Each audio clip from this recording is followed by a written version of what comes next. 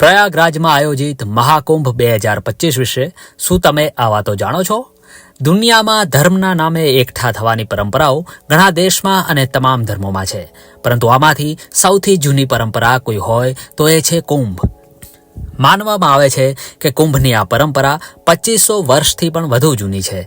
વાત કરીએ મહાકુંભ 2025ની તો આ એક એવું આયોજન છે જેમાં દુનિયાની કુલ વસ્તીના લગભગ 5% લોકો ભેગા થશે.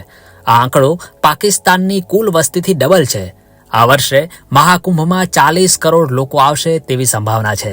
એટલે કે અમેરિકા અને રશિયાની જેટલી વસ્તી છે તેનાથી વધારે લોકો તો ખાલી આપણા આ મહાકુંભમાં આવશે. મહાકુંભ 2025નો જે એરિયા છે એ 4000 હેક્ટર છે. મહાકુંભ મેળાનો વિસ્તાર એટલો મોટો છે કે તેમાં દુનિયાના સૌથી મોટા stadium, Narendra Modi sports stadium જેવા 160 સ્ટેડિયમ બની શકે. મહાકુંભમાં શ્રદ્ધાળુઓ માટે 1.5 લાખ પબ્લિક ટોયલેટ બનાવવામાં આવ્યા છે. મહાકુંભમાં પ્રતિ લાખ શ્રદ્ધાળુઓએ 2666 પબ્લિક ટોયલેટની વ્યવસ્થા છે. અમેરિકાની સરખામણીએ 300 ગણા વધારે ટોયલેટ મહાકુંભમાં બનાવવામાં આવ્યા છે.